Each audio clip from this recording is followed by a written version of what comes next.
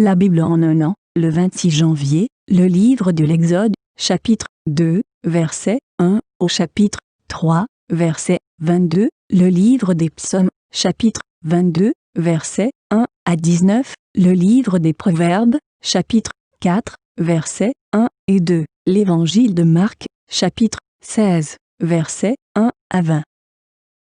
Le livre de l'Exode, chapitre 2. Un homme de la famille de Lévi avait pris pour femme une Lévite. Cette femme fut enceinte et mit au monde un fils. Elle vit qu'il était beau et elle le cacha pendant 3 mois. Lorsqu'elle ne put plus le garder caché, elle prit une caisse de jonc, qu'elle enduisit de bitume et de poils, puis elle y mit l'enfant et le déposa parmi les roseaux sur la rive du fleuve. La sœur de l'enfant se posta à une certaine distance pour savoir ce qui lui arriverait. Or, la fille du Pharaon descendit au fleuve pour se baigner, tandis que ses servantes se promenaient le long du fleuve. Elle vit la caisse au milieu des roseaux et envoya sa servante la prendre. Quand elle l'ouvrit, elle vit l'enfant. C'était un petit garçon qui pleurait. Prise de pitié pour lui, elle dit, « C'est un enfant des Hébreux. » Alors la sœur de l'enfant dit à la fille du Pharaon, « Veux-tu que j'aille te chercher une nourrice parmi les femmes des Hébreux, afin qu'elle allaite cet enfant pour toi? » « Vas-y, » lui répondit la fille du Pharaon. Et la jeune fille alla chercher la mère de l'enfant. La fille du Pharaon lui dit, « Emporte cet enfant et allaite-le pour moi. Je te donnerai ton salaire. » La femme prit l'enfant et l'allaita. Quand il eut grandi, elle l'emmena à la fille du Pharaon, et il fut un fils pour elle. Elle l'appela Moïse, car, dit-elle, je l'ai retiré de l'eau. Une fois devenu grand, Moïse sortit vers ses frères et vit leurs pénibles travaux. Il vit un Égyptien frapper un Hébreu, un de ses frères. Il regarda de tous côtés, vit qu'il n'y avait personne et tua l'Égyptien qu'il cacha dans le sable. Quand il sortit le jour suivant, il vit 2 Hébreux se battre. Il dit à celui qui avait tort, « Pourquoi frappes-tu ton prochain? » Cet homme répondit alors, « Qui t'a établi chef et juge sur nous?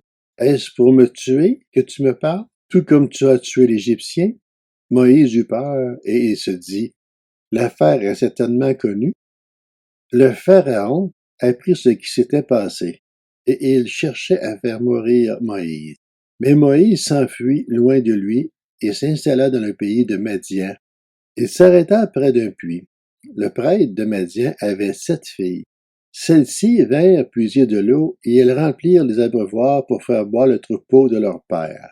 Les bergers arrivèrent et les chassèrent. Alors Moïse se leva, prit leur défense et fit boire leur troupeau. Quand elles furent de retour chez Réuel, leur père, il demanda, « Pourquoi revenez-vous si vite aujourd'hui? » Elles répondirent, « Un Égyptien nous a délivrés de la main des bergers.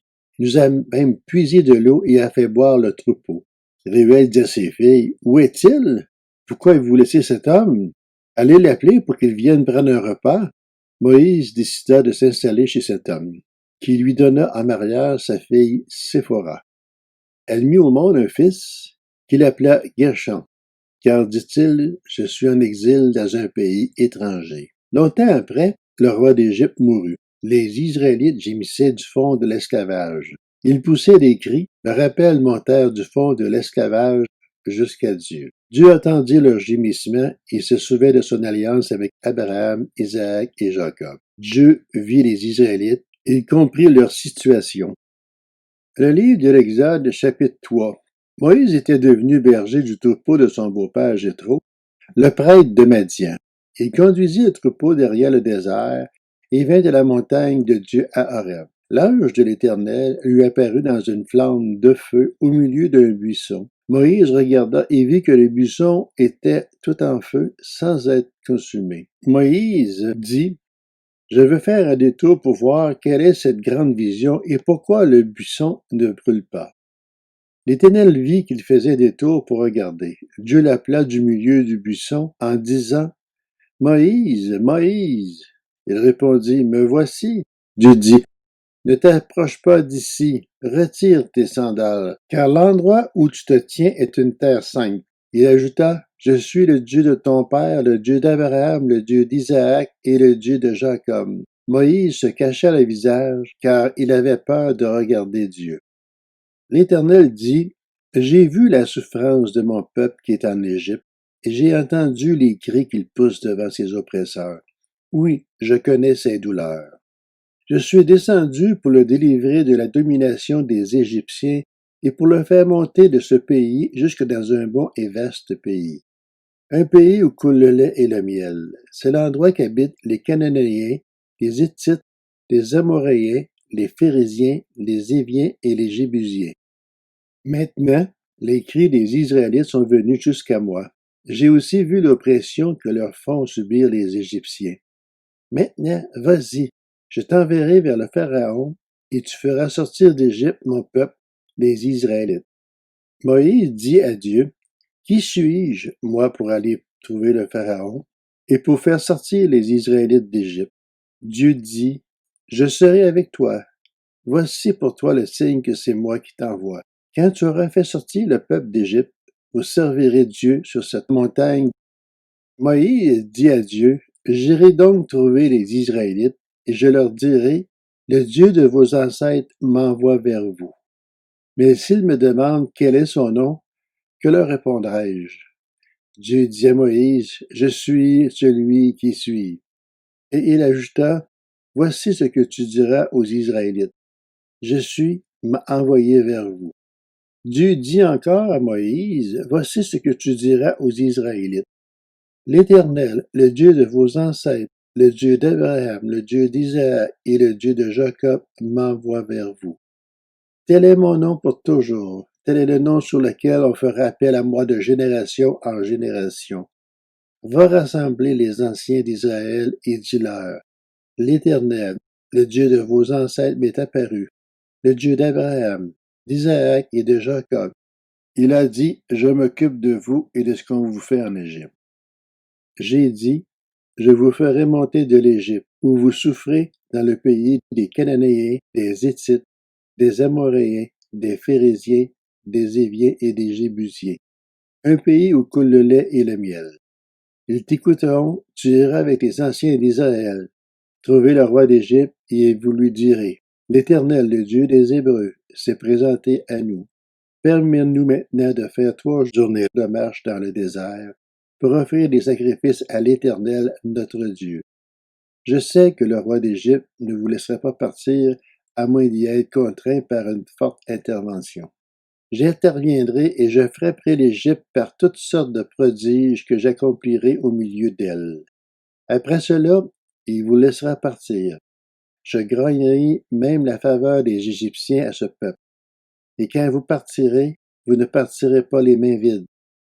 Chaque femme demandera à sa voisine et à celle qui séjourne chez elle des vases d'argent, des vases d'or et des vêtements. Vous les ferez porter par vos fils et par vos filles, et vous dépouillerez les Égyptiens. Le livre des Psaumes, chapitre 22. Au chef de chœur sur la mélodie de Biche de l'Aurore, psaume de David. Mon Dieu, pourquoi m'as-tu abandonné? Pourquoi t'éloignes-tu sans me secourir, sans écouter mes plaintes? Mon Dieu, je crie le jour et tu ne réponds pas, la nuit et je ne trouve pas de repos. Pourtant tu es le Saint, tu sièges au milieu des louanges d'Israël. C'est en toi que nos ancêtres se confiaient. Ils se confiaient en toi et tu les délivrais. Ils criaient à toi et ils étaient sauvés. Ils se confiaient en toi et ils n'étaient pas déçus. Mais moi, je suis un ver et non un homme, la honte de l'humanité, celui que le peuple méprise. Tous ceux qui me voient se moquent de moi. Ils ricanent, ils hochent la tête. Recommande ton sort à l'Éternel. L'Éternel le sauvera, il le délivrera puisqu'il l'aime. Oui, tu m'as fait sortir du ventre de ma mère. Tu m'as mis en sécurité contre sa poitrine. Dès ma conception, j'ai été sous ta garde. Dès le ventre de ma mère, tu as été mon Dieu. Ne t'éloigne pas de moi, car la détresse est proche, quand personne ne vient à mon secours. De nombreux taureaux sont autour de moi, des taureaux du bassin m'encerclent. Ils ouvrent leur gueule contre moi, pareil au lion qui déchire et rugit. Mes forces s'en vont comme l'eau qui s'écoule, et tous mes os se disloquent. Mon cœur est comme de la cire, il se liquéfie au fond de moi. Ma force se dessèche comme l'argile, et ma langue s'attache à mon palais. Tu me réduis à la poussière de la mort. Oui, des chiens m'environnent, une bande de scélérats rôde autour de moi. Ils ont percé mes mains et mes pieds. Je pourrais compter tous mes os.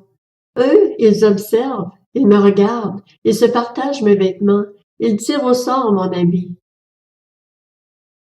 Le livre des Proverbes, chapitre 4. Écoutez, mes fils, l'instruction d'un père, et soyez attentifs pour connaître l'intelligence, car je vous transmets un bon savoir. Ne rejetez pas mon enseignement.